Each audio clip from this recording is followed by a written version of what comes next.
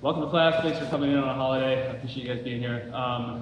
Previously, we've been doing a closed guard seminar, which was fun. We did, I think, 5 classes. It was like a lot of in-depth closed guard stuff.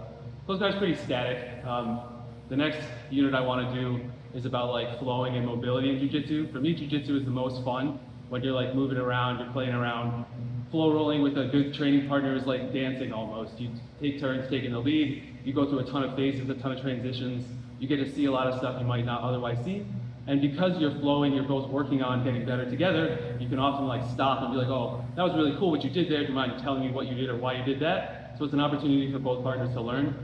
And in service to that, for me again, as I said, jiu-jitsu is the most fun when you're just like fluid and loose and moving around. And when the mats here are really crowded, we don't always have that opportunity to like take up a lot of space, have the guy playing guard be on the ground and the passers up, being mobile and agile, moving around. We have to start from the knees a lot, do pressure passing.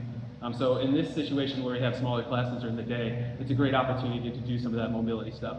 So in service to that, we're just today going to do a couple of like mobility drills that are jiu-jitsu based, and we'll play a little bit of a game, and then we'll go into regular rounds at the end. But the first mobility drill that we're going to do is called the ladder drill.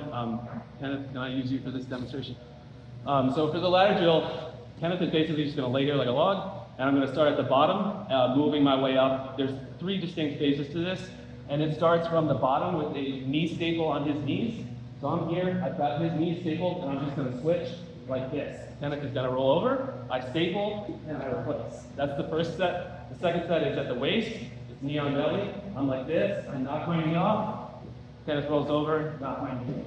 The last is a back step to take the back. This is the most complicated one, but I'm thinking about hitting my knee right behind his back here and my elbow about where his waist is, like this, and then I back step and come here to take the back. He rolls over, and I do the same thing. Elbow, knee, and then we switch and he goes. So that's the ladder drill. We'll do that 1 minute each, and then we'll come back. 1, 2, 3. This next one is going to be agility passing from the feet. The key here is that you want to make space and then take the space. So if I can use Kenneth. So we're going to start with a leg drag. So I'm going to get a pistol grip on the pants on the outside of his ankle. I'm going to drag and step. Now his natural reaction as a guard player is going to be to fence in with this foot. So I'm going to do the same thing. Quick finish up top, and then we go again. Pistol grip, leg drag, fences in, pistol grip. I can dance around, knee on belly. You can switch up like how you finish, but the idea is just to get in the habit of you have to get the leg drag, and then he can give you different looks too with his defense. Yeah. And so you're just trying to solve the puzzle every time, just nice and steady pace, like 40%, and you just keep moving. So he's getting some reps on his guard retention, and I'm getting reps on seeing different looks and how I can finish the agility pass. So we're going to do the same thing, 1 minute each side, 3, 2, 1. For the next one, we're going to start with our defender sitting, and the passer is going to be engaging with the feet first. So it's going to look like this, kind of like I can bar you. And it's going to be sitting. So it's going to be a lot easier for me to pass if Kenneth is on his back. So the first thing I'm going to look to do is tip him. Grab the ankles, tip like this. And then it's very similar to what we just did. I can get a grip and move here. He's going to fence in. I pass around to the side.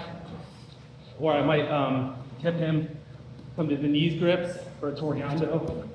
So there's much more options here. You can be dynamic and play around. But it all starts with just tipping him back, not letting him get grips on me in the process. So I want to be quick, come in, and then I'm trying to be decisive. And then one other thing I want to emphasize is that, like, see the full picture. A lot of times because we're guard passing, we're focusing on his guard.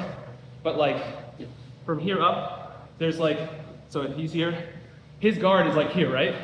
He doesn't have a guard here. So instead of just focusing on what's here, I can get around and play from here. Unless he catches me with one of his hands, it's going to be really difficult for him. I've opened up all the space, and then I can just take it. Instead of, a lot of times with pressure passing, we're worried about like, oh, I'm going to knee cut, or I'm going to come to over-under. But I can just go around his guard entirely, and it's a lot easier to deal with these frames when his legs aren't in front of me. So just, I encourage you to see the full picture and step through like this. Finish your pass up top. We're gonna do that 1 minute each. 1, 2, 3.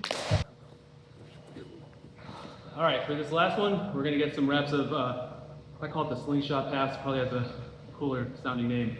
But this is gonna be passing from the feet, your opponent in seated guard, and you start with a cross sleeve grip. So I'll get Kenneth to demonstrate. So he's seated in guard. I wanna step in and get a cross sleeve, and all I'm looking to do is open this knee elbow space, which is all I need to pass. And when you step through and finish in a side control, I can turn him with the grip and get a seatbelt grip to attack the back. But it's super simple. We're gonna rep this pretty slow because we don't wanna knee our opponent in the face. And we're just trying to get some practice here. So again, left hand goes to his cross sleeve to open this space. And I'm looking to put my foot as close to his butt. Here, I'll come out on the side. And get my knee in real close. So I'm looking to step close to his body so that he can't really turn into me. Yeah. And I've got his cross sleeve to turn his shoulders so I can come right to a gift wrap and expose the back. So Yeah. I've often seen this with like same side sleeve cross collar grip. Okay. Why are you doing So you're saying same side like this? like like that? So the reason I don't love that is because I have to get a lot closer to get a collar grip. Grips, yeah. And now, especially against someone like Kenneth, this is all day. He's gonna bear hug me and pull me in his game. I can get started way further out. And the only thing I risk here is he gets my sleeve with that grip. Yeah. Doesn't matter. That helps. Got it. It just turns easier. So good question. But the whole thing about mobility and agility passing is I want to maintain space. I don't want to get sucked in because then I have to pressure pass or do something else.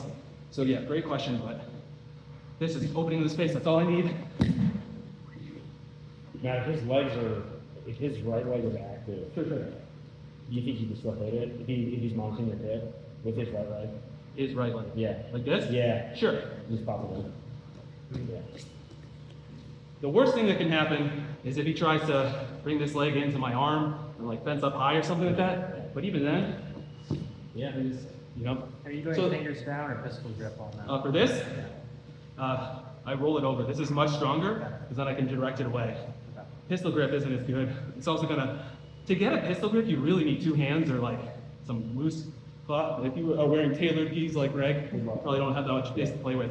So I get fingers in and roll the cup over, and then I can just shove it away, which is a really strong motion, and it's encouraging him to go this way as I go this way.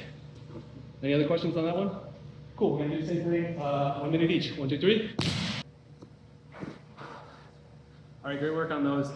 I had a couple questions about that technique as we were doing it, so I just want to hit on a couple points, and then y'all can ask any more questions if I don't cover something or if I forgot something that we just went over. But if I can get Kenneth over here again, please. The first thing is that when we're drilling this, we're going nice and slow. But this is an explosive pass, and if we're doing this in any kind of like actual rolling or even competition, this has to be a lot more kinetic. And I'm gonna warn my partner here that I'm doing that, but it's gotta be like a leap. So that's why it's a slingshot. Like I'm loading and I'm firing myself forward. So I'm coming here and I'm really looking to jump and get here. And the key is that I'm stepping over his leg. And that's a huge detail because if I go around his leg, he can bring his knee back and now has a guard. I need to go over his leg and land here. So I'm past his knee and I'm blocking it with my butt. And I can drive a knee in high so he cannot recompose this guard, punches across, and he starts. So those were the two details. It's kinetic and you're stepping around. There was, yeah. Before you step through, like, how much are you pulling on that sleeve? Or are you just keeping it tense? Like, Sure. It's a good question. So for the sleeve thing, again, like because we're just drilling, your partner's probably gonna offer you their sleeve, which is awesome. That's probably not gonna happen when you're really rolling or if you're in competition. So I wanna keep myself away as much as possible and try to engage with my sleeves to try to bait him to give me a sleeve or at least reach with his hands so that I can get a sleeve. So we're in here hand fighting and then I can get a sleeve and go from here. So you really want to pull and jump at the same time. So it's really simultaneous. Okay. I don't really want to load it too much and give him any time to react. He could like maybe lasso in and get my bicep or something like that. And the other key is being able to do this on both sides. Because I'm hand fighting here, he might grab my sleeve. I get this one. Now I have to go that way, right? The other thing is you don't always need a sleeve. This probably wouldn't work in no-gi because you'd be nice and slippery, but the gi has a bunch of friction on it.